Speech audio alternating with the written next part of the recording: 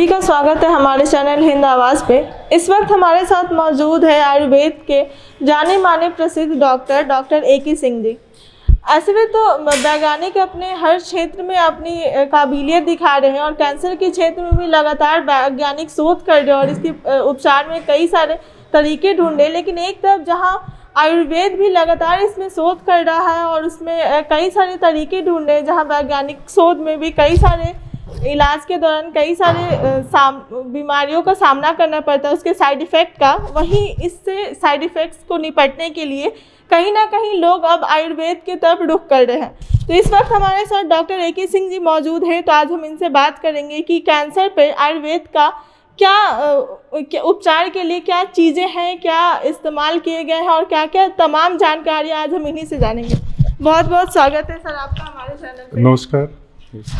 तो सर, जैसे कि कल वर्ल्ड कैंसर डे है, तो आयुर्वेद का क्या इसमें रोल है, क्या भूमिका है कैंसर में? हाँ, देखिए ऐसा है, एक तो पहले कि आयुर्वेद में जो है कि इसका कैंसर का डायरेक्ट नाम लेके कोई व्याधि नहीं बताई गई है।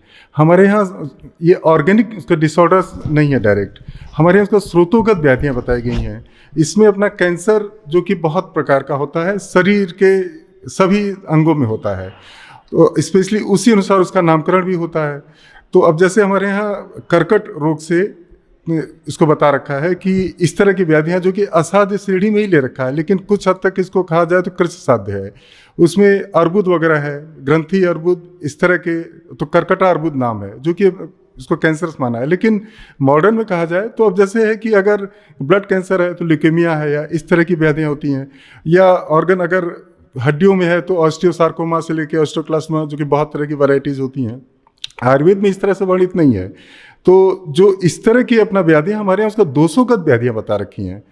इसका आधार वात पित्त कफ ही है, जो कि 5 भौतिक शरीर से बन के इस तरह से। तो जो ये जो व्याधियाँ हैं, जो अपना कैंसर या कैंसर की तरह की जो व्याधियाँ हैं, उसको आयुर्वेद में हम 200 के ही आधार पर उसका निदान और उसकी चिकित्सा करते हैं। इसके लिए डायरेक्ट कोई ऐसा नहीं है कि अपना कैंसर है तो अगर कोई इसको ब्लड कैंसर, तो हम उसका, हमारे यहाँ अपना उसका निदान है, उस आधार पर हम इसकी चिकित्सा करते हैं। सर, मेरा सवाल आपसे एक और होगा कि मतलब एक तरफ जहाँ मेडिकल साइंस इतना डेवलप कर रहा है और लोग उधर इलाज के लिए ज़्यादातर लोग उधर जा रहे हैं, तो सर आयुर्वेद कैंसर मरीजों के लिए कैसे वरदान साबित हो रहा है, इस पर थोड़ा जी हाँ, ये हम कहना चाहेंगे। देखिए, एक तो उसका मॉडर्न में भी जो इसका है, जो 3 इसका बता रखा है कि या तो कीमोथेरेपी होती है, या रेडिएशन थेरेपी, या सर्जरी। 3 तरह से वहाँ पे इसका ट्रीटमेंट है, अगर कैंसर का निदान और उसका ट्रीटमेंट। लेकिन वो भी बहुत हद तक प्रभावी नहीं है, उसकी भी कई स्टेजेज हैं कैंसर की, और स्टेज वाइज वो भी ट्रीटमेंट करते हैं। कुछ कीमो से ही ठीक होते हैं, कुछ के लिए रेडिएशन, और कुछ के लिए सर्जरी भी है कि उसके होती है आवश्यक। तो इसको ध्यान में रख के आयुर्वेद में क्या है कि अगर हम उसका सपोर्टिव केयर साथ में करें, अगर कोई कीमोथेरेपी ले रहा है, कीमोथेरेपी के भी कितने साइड इफ़ेक्ट्स हैं, nausea, vomiting, even body aches लेके इस तरह की हैं जो परेशानियां, जो कि इस तरह के अपना पेशेंट इसको झेल नहीं पाते हैं। और कुछ तो बीच में ही रेडिएशन थेरेपी या कीमोथेरेपी भी सबको ड्रॉप कर देते हैं। हम लोग के पास भी बहुत इस तरह के केसेस आते हैं जो बीच में ड्रॉप करते हैं। हमारी है जो चिकित्सा, एक तो उसका निर्विवाद कोई साइड इफ़ेक्ट नहीं है, और प्लस इसमें इस तंग किया है कि जो इसके अपना कॉम्प्लिकेशन चेक करने की हमारे पास बहुत अच्छी औषधियाँ हैं, जो कि इसके जो कॉम्प्लिकेशन उसको चेक करे, जो इसके साथ जो वीकनेस वगैरह इस तरह की प्रॉब्लम है वो भी अपना करती हैं। प्लस कुछ ऐसी मेडिसिन है जो कि इम्यूनोथेरेपी के तौर पर हम देते हैं, इम्यून थेरेपी को अपना मजबूत करने के लिए, कि इस तरह के कीमो रेडिएशन के भी उसका प्रभाव को भी कम करे और उसको झेल सके। तो इस तरह की हमारे पास हैं औषधियाँ जो काफ़ी हद तक सफल हैं, जिसमें कहा जाए तो अश्वगंधा है, हल्दी है। हल्दी पे तो बहुत ट्राई, इसका जो करक्यूमिन इसका अल्कोलॉइड है, जिस पर अपना काफ़ी रिसर्च, और अश्वगंधा के भी कई ऐसे अल्कोलॉइड हैं जिन पर हो रहा है रिसर्च, और यहाँ से क्या ज़्यादा बाहर तमाम हल्दी को लेकर जो रिसर्च है, मतलब आयुर्वेद में कैंसर में कैसे उपयोग है हल्दी और अश्वगंधा को लेकर तमाम जानकारियाँ इकट्ठा करने की कोशिश की जा रही है। अभी भी लगातार इस पर शोध चल रहा है।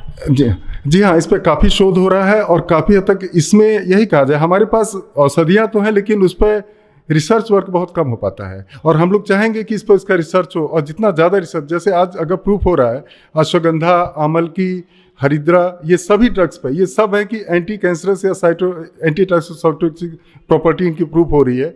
तो ड्यू टू इसलिए क्योंकि इस पर हो रहे हैं रिसर्च, तो रिसर्च को ही अगर बढ़ाया जाए तो हम कहीं अपना कैंसर जैसी व्याधियों पे और अच्छा वर्क कर सकते हैं। और कुछ ऐसी औषधियाँ जैसे हमारे यहाँ कुछ हर्बो मिनरल उसका ड्रग्स रहती हैं, जिसमें कुछ भस्में हैं, वो भी इस पर काफ़ी अच्छा काम करती हैं, जैसे हीरक भस्म है, स्वर्ण भस्म, रजत भस्म, और इसके अलावा संख्या के भी कुछ योग हैं, समीर पन्नग और ये सब भी, जो कि एंटी कैंसरस प्रॉपर्टी इनकी मानी जाती है, या हम लोग इसको इस तरह की व्याधियों में इसको इस्तेमाल करते हैं और बहुत अच्छे रिजल्ट देखने में आते हैं। और प्लस आयुर्वेद का सिद्धांत तो है कि सिर्फ स्वस्थ रहना, अगर हम लाइफ स्टाइल को भी अगर चेंज रखें तो शायद कैंसर की तरह व्याधियाँ ना हो पाएँ, तो इसका भी हमें ध्यान रखना होगा। सर, आपने बोला कि रेडियोथेरेपी और कीमोथेरेपी से जो बहुत सारे जो साइड इफ़ेक्ट्स हो रहे हैं, और इसके कारण ही बहुत सारे जो मरीज़ हैं कहीं ना कहीं आयुर्वेद के तरफ शिफ्ट हो रहे हैं, क्योंकि उनसे काफ़ी परेशानियां हो रही है लोगों की। तो मेरा सवाल सर एक आपसे ये है कि चौथे स्टेज के जो कैंसर के मरीज़ हैं उसके लिए क्या सुविधा है आयुर्वेद में? जी, ऐसा कहा जाए तो देखिए, अब हमारे यहाँ स्टेज वाइज तो हम कह नहीं सकते हैं। उस स्टेज के जो कॉम्प्लिकेशन है हमको उसको लेना पड़ेगा कि उसके कॉम्प्लिकेशन क्या है। हमारे पास हर तरह के अपने कॉम्प्लिकेशन के ट्रीटमेंट, डायरेक्ट एंटी कैंसरस कोई प्रॉपर्टी की ड्रग हो ये तो कहना बड़ा मुश्किल है, लेकिन उसके जो उस समय अगर कॉम्प्लिकेशन है, क्योंकि मॉडर्न में भी अगर सर्जरी उन्होंने अगर कहा कि सर्जरी इस केस में नहीं हो सकती है फोर्थ स्टेज में, तो पेशेंट की लाइफ को तो हमको कुछ इन्हेंस करना है, उसके लिए हम अपना ड्रग्स देते हैं उसके लिए, क्योंकि उसकी लाइफ को कुछ इन्हेंस किया जाए। लेकिन डायरेक्ट हम ये नहीं कह सकते हैं कि एंटी कैंसरस ये ड्रग है हमारे पास, हमने दिया और ये ठीक हो गया, तो उसमें भी हम उसके लाइफ सपोर्ट के लिए ही इसको ड्रग देते हैं। मतलब कहीं ना कहीं मतलब अभी तक आयुर्वेद में स्टेज वाइज क्या औपचारिकता, मतलब क्या बीमारियों के लिए क्या उपचार होना चाहिए, अभी तक इसके नहीं किया गया है, लेकिन जो ओवरऑल क्या चीज़ें दे सकते हैं मरीजों को, क्या सुविधाएं मिल सकती हैं, ये जी हाँ, ये है। देखिए, अब जैसे अगर इनिशियल स्टेज में तो कैंसर का पता नहीं चलता है पेशेंट को कि उसको कैंसर है, और अगर फर्स्ट स्टेज में हमारे पास आता है तो हमारे पास भी बहुत अच्छी ड्रग हैं इम्यून बूस्टर, जो कि शायद उस स्टेज को हम उसको बढ़ा ना पाएँ, उसके बढ़े नहीं। तो एक तो ये है, प्लस हर स्टेज में अगर फोर्थ स्टेज, एक तो लास्ट की भी उस स्टेज में क्या करें, तो हमारे पास भी है कि लाइफ उसको सपोर्ट करिए, उसको डाइट, न्यूट्रिशन, योगा, उसको कम से कम उसका मेंटल बूस्टअप भी करें, तो शायद वो अपनी लाइफ को कहीं और लंबा जी सके। यही कर सकते हैं उसमें। सर, तो बिहार में के आयुर्वेदिक कॉलेज में जो भी कैंसर मरीजों के लिए क्या क्या सुविधाएं दी गई हैं? जी देखिए, ऐसा है ना, कोई डायरेक्ट हमारे पास अपना कैंसर हॉस्पिटल या इस तरह से कोई उसका डिनोट नहीं है कि कोई कैंसर हो, लेकिन हमारे यहाँ हर तरह की अपना चिकित्सा अवेलेबल है, जिसमें कैंसर के भी पेशेंट की भी ट्रीटमेंट होता है। और अगर वो हमारे उसमें अगर फिट बैठता है हमारे ट्रीटमेंट में, तो हमारे पास उसका पंचकर्म चिकित्सा भी है, जो इसमें अपना काफ़ी हद तक, लेकिन कुछ स्टेज तक ही किया जा सकता है। अब किसी को अगर कीमोथेरेपी या रेडिएशन हो रहा है तो उसका शरीर इतना वीक हो जाता है कि हम उसको पंचकर्म नहीं, लेकिन उसको कुछ ऐसी अपना संस्मरण चिकित्सा और ये क्या कहते हैं कि और बृंघर चिकित्सा करके हम उसको अपना काफ़ी हद तक उसके प्रभाव को कम कर सकते हैं। सर, ये पंचकर्म क्या है, मतलब थोड़े हमारे दर्शकों को इसके बारे में थोड़ी जानकारी? जी हाँ, वैसे पंचकर्म को तो कहा गया है कि उसका ये bio preparation of the body, पूरे शरीर की अपना शोधन की चिकित्सा है, जिसमें सभी अपना दोष, जो हमारे यहाँ वात पित्त का दोष है, इसके जो बढ़ गए या घट गए उनको समान अवस्था में लाना, इस प्रोसेस को जो किया जाता है उसी को पंचकर्म, जिसमें कि अपना 5 क्रियाएं मानी जाती हैं। वमन विरेचन जो कि पूर्व कर्म होता है, फिर इसमें आता है स्नेहन स्वेदन होता है पूर्व कर्म, फिर इसमें वमन कराया जाता है, विरेचन कराया जाता है, और बस्ती चिकित्सा और इसका रक्तमोचन, ये सब 5 क्रियाएं इसमें की जाती हैं। तो सर, अभी तक आयुर्वेद से कितने लोगों ने लाभ उठाया है, मतलब कैंसर? जी हाँ, ये तो कहना बड़ा मुश्किल है कि आयुर्वेद से कितने कैंसर मरीजों ने इससे लाभ उठाया, लेकिन कुछ इनिशियल स्टेज में आज भी हैं जो कि उस पर स्टेबल हैं इस तरह के मरीजों, लेकिन इसका कोई हमारे पास कोई डायरेक्ट ये आंकड़ा नहीं है कि हम कह सकते हैं कि इतने मरीजों ने, लेकिन इससे अपना काफ़ी लाभान्वित हुए हैं लोग, और जो कि इवन कीमोथेरेपी या रेडिएशन इस तरह का वर्क कर रहे हैं, वो भी इसके साथ अगर ये ड्रग यूज़ कर रहे हैं तो उसके अपना साइड इफ़ेक्ट्स नहीं हो रहे हैं, ये होता है। तो जो रेडिएशन और जिनका कीमो चल रहा है मॉडर्न में, वो भी आयुर्वेदिक मेडिसिन लेके इससे अपना काफ़ी लाभ ले रहे हैं, लेकिन ये हमारे पास कोई डायरेक्ट इसका डाटा नहीं है कि अभी वो दवा ले रहे हैं और कितने लोग ठीक हैं क्या हैं। एक सवाल ये भी है कि मतलब एक तरफ तो मेडिकल साइंस बहुत तरक्की कर रहा है, लेकिन आयुर्वेद भी कहीं ना कहीं बहुत ज़्यादा तरक्की कर रहा है, इसके बावजूद भी अभी तक वो अपना पैठ बोले तो नहीं जमा पाया है। तो सर इस पे आप क्या कहेंगे? जी हाँ, मैं इससे अपना सहमत हूँ, क्योंकि हम अभी जैसे हमने कहा कि इस पर कुछ उसका रिसर्च वर्क हमारे यहाँ इसमें अपना जरूर कुछ कमी है। और हम कहेंगे कि बिहार जैसे राज्य भी, जो कि इसको भी संस्थान, आयुर्वेदिक कॉलेज को भी संस्थान बनाने की बात है, अगर इंस्टीट्यूट बनता है तो हो सकता है कुछ उसका रिसर्च की उसका प्रोसेस बढ़े और कहीं ज़्यादा इन सब उसका ड्रग्स पे और ज़्यादा रिसर्च हो, जिससे ये सब और सुविधाएं मिल सकती हैं, चाहे कैंसर मरीज हो या इस तरह के मरीजों को हम और ज़्यादा सुविधा दे सकते हैं।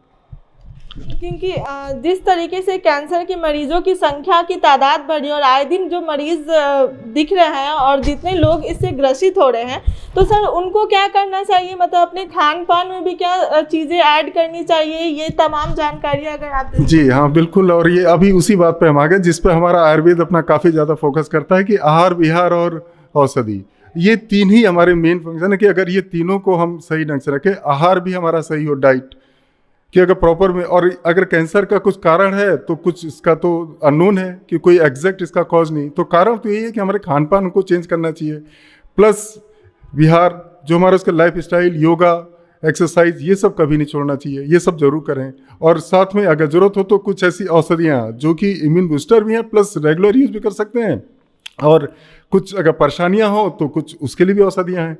तो हमारा आहार, विहार, औषधि जो आयुर्वेद का एक मूल सिद्धांत है, अगर इसको हम अगर पालन करेंगे तो ज़रूर हम इस सब व्याधियों से, इस तरह की व्याधियाँ ना हो डेवलप, इससे हम उसको ये निजात पा सकते हैं।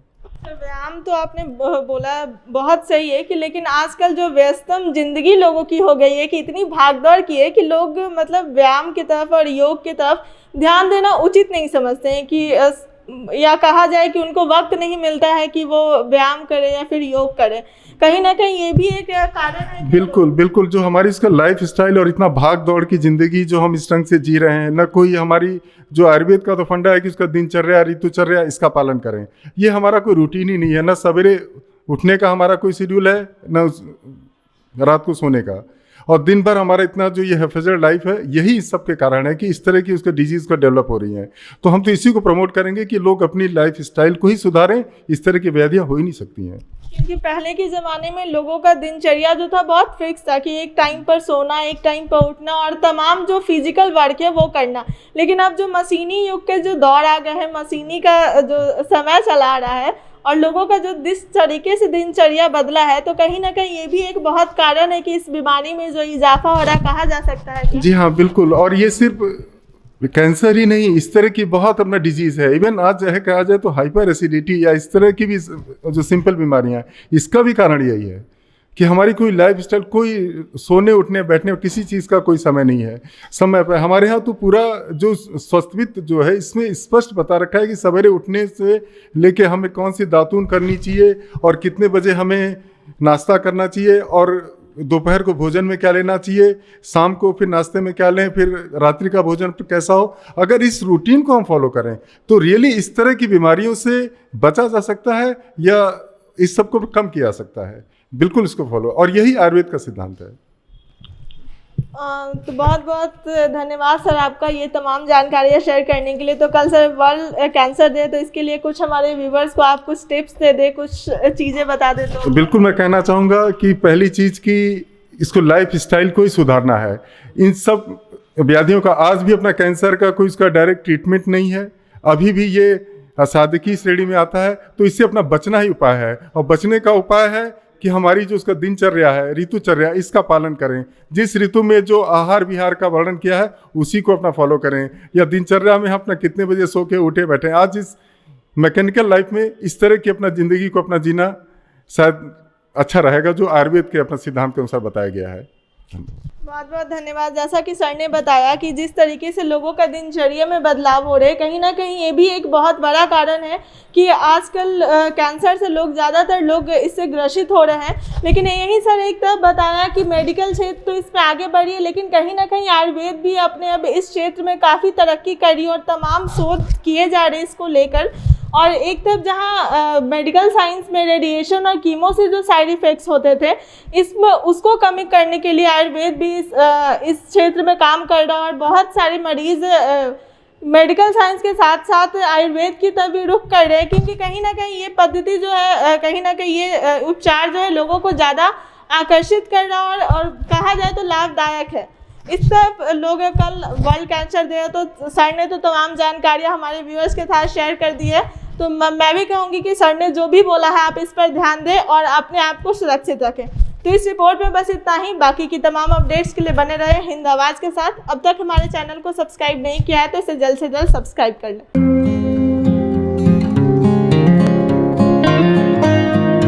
आर्थिक तंगी से है परेशान, घर में बना रहता है कलह का माहौल, वैवाहिक जीवन में है कटुता या विवाह में आ रही अड़चन, या भूत प्रेत बाधा के हैं शिकार, या ग्रह नक्षत्र नहीं दे रहे साथ, तो अब आप इन सब चीजों से हो जाएं विमुक्त, क्योंकि हर प्रत्येक रविवार हिंद आवाज के ज्योतिषी से पूछो सवाल में घुमाए फोन, जहां मिलेंगे बिहारी नहीं देश विदेश के प्रसिद्ध ज्योतिषी मोहन जी, जो आपके हर समस्याओं का करेंगे सिर्फ निवारण एक फोन कॉल पे।